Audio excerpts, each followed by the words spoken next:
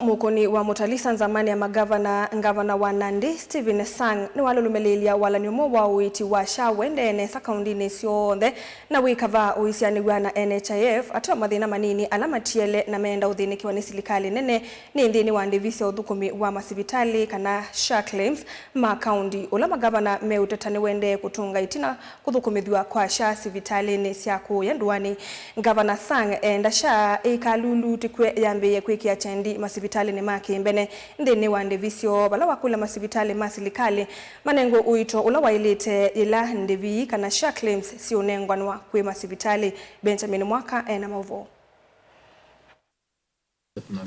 Mukuni wa Mutalisa Nzamani ya Mangavana Gavana wa kaunti ya Nandi Stephen Sang ni watete Uthukumi wa Aiweta uwetete sula imbia Uiiti Kaundini mbinge upathukana na ivindani ya NHIF na thina wa Ndivi ya mituki kwa Masivitali la mathukuma no weyu utialite.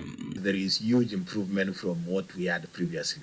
You know, so if you look at what was happening under NHIF and what is happening under SHA, there is marked significant improvement. However, there is still some delay, and is part of what I think we have also raised with the health committee, that the process of making claims in the setup of county facilities, there is still a challenge, because I think when you pass the law here, one of the things that was supposed to be done was that all our facilities were supposed to be supplied with equipment and gadgets, the internet connection, so that then the claims can be instant. That has not been fully achieved. Sang huleimbe wa nzama ya Senate ya wiki masavu kukonya Uthukumi na nduni si mwana si county civic ni waweta kini kiyo mavikiti ngina mesane ya musumbi mwene. Every forum that we have had, including even in forums where we have met with the head of state, when we have met with the Ministry of Health, this is a matter that we have raised continuously. There is concerted effort right now. Even KEMSA, KEMSA are also pushing. So I think there is a good number of stakeholders pushing the ministry and pushing national government and pushing SHA to improve in terms of their submission of claims. Ingeweta ni wasi wa Mangavana kana SHA ni ile kunenga uito Ndivi kwa Masivitali alama Silikali alaweta ni mwe kwa choma million ma NND. The only thing that we are also hoping we don't get into with SHA is for them to start doing what NHIF used to do, where they were also giving preferences to private facilities in terms of payment of their claims. We must appreciate private hospitals, somehow in terms of digitalization, they were way ahead of us.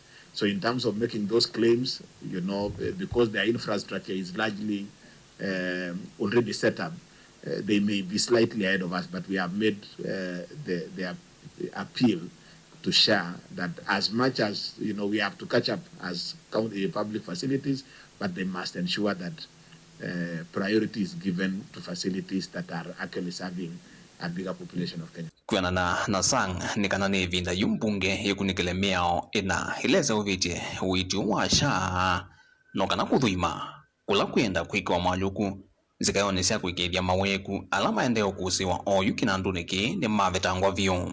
We need to know the actual status of the implementation in all the facilities, because that is what we are paying for. You Council of Governors must do something about it, and if you have any challenges, then throw the ball back to us so that we can push it. I think the 4 legislations that you passed, it might be time now for you to evaluate the level of implementation of each of the 4 pieces of legislation. In that program, we had agreed that there is a program to support level 2 and level 3 with equipping, and a program that was, that was captured. I think it was a program that was launched by national government. Kuma vamos inilovi delivote ya vilingwa mauvonye dito Benjamin mwaka